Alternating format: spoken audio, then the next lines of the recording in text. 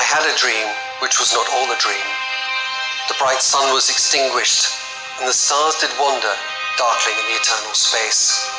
Rayless and pathless, and the icy earth swung blind and blackening in the moonless air. This was the start of a poem written by Lord Byron in 1816, known as The Year Without Summer. A year earlier, a volcanic eruption in Indonesia, the largest in recorded human history, had spewed billions of tons of ash into the atmosphere, cooling the Earth by 0.7 degrees centigrade. That doesn't sound like much, but fields froze solid and snow fell in the middle of summer.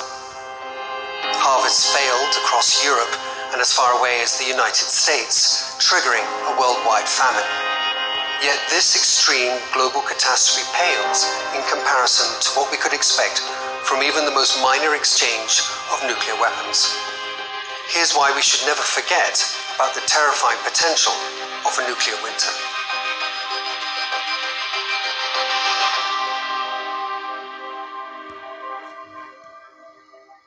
Nuclear weapons are uniquely dangerous in three ways. The first is the initial blast. Only 2 nuclear weapons have ever been used in warfare. When the United States bombed the Japanese cities of Hiroshima and Nagasaki, leveling them in an instant and causing unimaginable death and suffering. These 2 bombs exploded with a combined destructive power of around 37,000 tons of high explosive. Yet despite the devastation they caused, they are tiny when compared to the weapons in modern nuclear arsenals. The second effect of nuclear weapons is radiation. Within 20 to 30 minutes of the blast, radioactive ash from the mushroom cloud would land, covering the blast site and the surrounding area, killing everyone who happened to be outside. Water and soil contamination would cause radiation sickness and birth defects for years to come. Most recent studies use a potential nuclear conflict between India and Pakistan as their model. The 2 countries are traditional enemies and have relatively small nuclear arsenals. Nevertheless, a nuclear war between them would kill between 50 to 125 million people, ranking as one of the deadliest events in human history. But those are just the initial effects. The third effect is the triggering of a nuclear winter. The vast plumes of radioactive ash and soot from the burning cities would enter the upper atmosphere, spreading around the planet and blocking the sun in the same way as the eruption of 1815. This worldwide dimming would trigger a temperature drop of up to 5 degrees centigrade. Global harvests would fail for at least a decade, leading to tens of millions more deaths around the world. The resulting ozone depletion would also destroy a significant proportion of plant, marine and animal life across the planet. Skin cancers, DNA mutation and eye damage would be widespread in humans and animals alike. This, coupled with violent competition over shrinking resources, civil unrest due to mass starvation, and rapidly shifting weather patterns triggering financial collapse, would disrupt all human life with not one part of the planet left unscathed. As nightmarish and impossible as this may all seem, it's still only based on a relatively small nuclear conflict between 2 countries that only own 230 nuclear weapons. The United States and Russia have a staggering 12,675 nuclear warheads between them. Not to mention China, France, the United Kingdom, Israel, and North Korea, who all have their own weapons. Since the end of the Cold War, when global destruction was possible and at times almost certain, the world has forgotten the destructive power of what even a small number of nuclear weapons can do to the planet. But as long as this weaponry exists, it will remain a terrifying possibility. Alright, I want to begin by giving all praises to Yahweh, Hashem Yahweh Shai, Hashem Harukah Kodash. I want to give double honors to the apostles of Great Millstone who rule well. Peace and blessing to the brothers pushing us with the sincerity and the truth. And the brother Awad from German Trinidad. Here to do a quick video through the spirit of Yahweh Hashem Yahweh Shai, Hashem Harukah Kodash. Right? And as you could have seen there in this video, a lot of things were said A lot of things are said. Very important. But the main thing I'm going to focus on is these nukes and the mushroom clouds like we're going to blot out the sky, right? We're going to blot out the sun and the moon, basically, because the scriptures, this is something biblical, right? So let's go through this article here, and then I'll bring on a few precepts to show that the Bible mentioned these things. The Bible spoke of these things, right? And the men of the Lord, the prophets, starting with the elders, starting with the apostles and the elders of Great Millstone, right? Apostle Taha, Apostle Gaba, Apostle Rekha, Apostle Ariamlab, and the elders on down. They've been prophesying these things years, right? Even the apostles before them, right? So it says, Project Force, could the world survive a nuclear winter? The consequences of a nuclear war would extend far beyond the blast itself, killing millions of people across the globe. Firestorm triggered by burning cities create a huge plume of smoke, soot and ash. The plume rises above the clouds into upper atmosphere of the planet, where it will stay encircling the globe, shielding the earth from sunlight, cooling the planet, right? Shielding the earth from sunlight, cooling the planet. And we know the scriptures spoke about these things, about the sun being blotted out.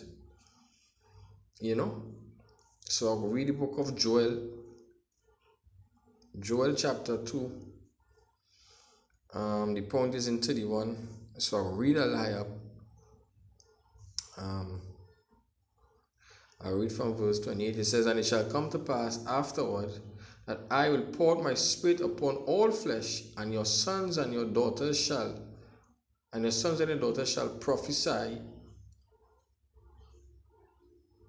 Your old men shall dream dreams, your young men shall see visions. Right? And as I said before, what we've been doing, we've been prophesying, right? This famous artist, R&B singer Carrie Hilson, she had a dream about nuclear. You could look up that nuclear missiles destroying America, destroying the world, more or less. She said there's a reoccurring dream she always have. So the Lord see your daughter shall prophesy. Right? It goes on to say in verse 29, it says, And also upon the servants and upon the handmaid in those days will I pour out my spirit. Right? And I will show wonders in the heavens and in the earth, blood and fire and pillars of smoke. Right? That mushroom cloud, Salakia. Right? It says, The sun shall be turned into darkness, the moon into blood. Right? Blood moon, signs of the times. Right? We had a few blood moon for the past year, even in this year, right? And these are signs. Scriptures told you that in the book of Matthew 24, right? Signs in the heavens, right? The moon will turn to blood before the great and the terrible day of Yahweh cometh. It shall come to pass that whosoever shall call on the name of Yahweh shall be delivered from in Mount Zion, and in Jerusalem shall be deliverance, as Yahweh had said, in the remnant whom Yahweh shall call. That remnant is the nation of Israel. The 144,000, the 1/3, men, women, and children. Right? So the scriptures spoke about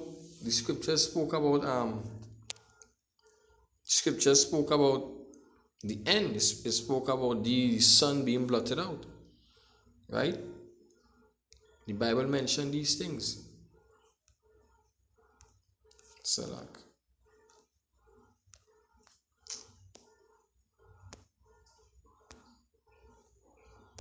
The Bible mentioned these things. You know?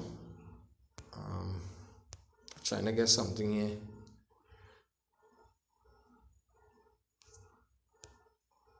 Not quite sure. Right, this is the book of Isaiah 24. You know, it's a lovely chapter here, 24, and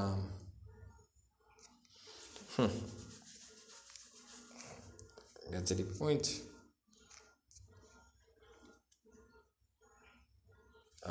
16, it says, for the utmost part of the earth have we heard songs, even glory to the righteous. But I said, my leanness, woe unto me.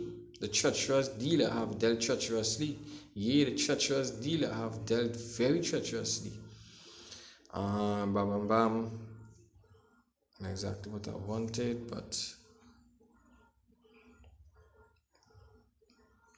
I'll go on. It says, fear and the pit and the snares are upon thee, O inhabitants of the earth.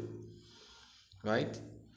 And it shall come to pass that he who fleeth from the noise of the fear shall fall into the pit, and he that cometh up out of the midst of the pit shall be taken in the snare. So it's everywhere you go, it will be destruction. For the window from on high are open, and the foundation of the earth is shaken. I'll read over. It says, for the window from on high are open, and the foundation of the earth do shake. That window of destruction in the chariots. Them nukes and them also the Lord laser beam going and bring down that destruction. It says, for the window from the high are open. So things going to come. If you open your window, what happen? Shit go come in your house. Right? So it exposed. And the foundation of the earth do shake. The earth is utterly broken down. The earth is clean, dissolved. The earth is moved exceedingly. The earth shall reel to and fro like a drunkard. And what going to cause that? We know the ICBM, intercontinental ballistic missiles. Right? These missiles, over 100 million missiles going to be shot, right, all over the world. The whole world is going to be destroyed, right? But a good percentage of the world going to be utterly destroyed. You know, mainly America, Babylon the Great. It says, and shall be removed like a cottage, and the transgression therefore shall be heavy upon it, and it shall fall and not rise again. It shall fall and not rise again. Who shall fall and not rise again? The nation Babylon the Great, which is America today, which is known as America today, right? And it shall come to pass in that day that Yahweh shall punish the host of the high ones that are on high, and the kings of the earth upon the earth, so-called white race, right? These governments, the elites, they shall be gathered together as prisoners are gathered in the pit, and shall be shut up in the prison, and after many days shall they be visited. The moon shall be confounded, and the sun ashamed, when Yahweh of hosts shall reign in Zion and in Jerusalem, and before his ancients.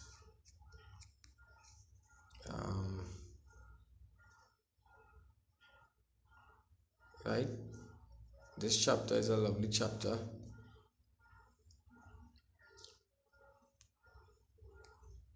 Give me notes. Right, this is the book of Isaiah,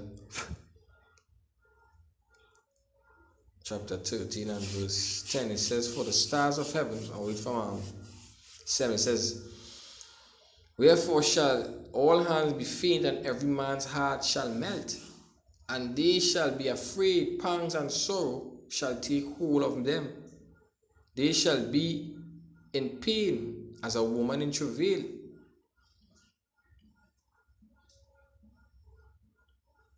They shall be amazed one at another. Their faces shall be as flames.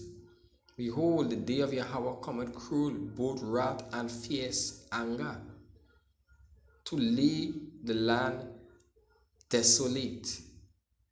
To lay the land desolate. Right? To lay the land desolate. To lay the land in ruins. Right? The land will be in ruins, desolation, waste. Alright? That is what will not happen when the day of the Lord comes. To lay the land desolate. And he, verse 9, and he shall destroy the sinners thereof out of it, right? Which is the so-called white man, Esau, and also 2/3 of the nation of Israel. Right? It says, for the stars of heaven and the constellations thereof shall not give their light. The sun shall be darkened in his going forth, and the moon shall not cause her light to shine. What could cause this? Well, you just hear what the man say. Right? The guy said, well,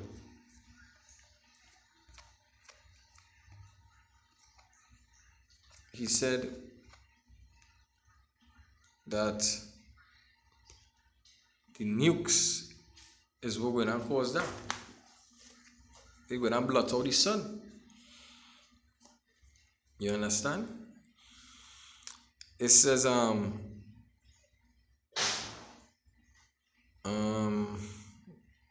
in his going forth, and the moon shall not cause her light to shine.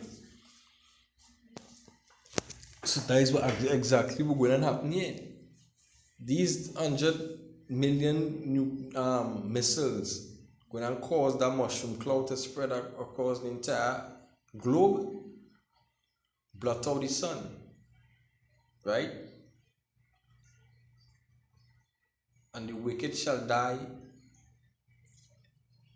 in their wickedness, right? You know what I mean? So with that, I want to give all praises to Yahweh Bashem Yahushai,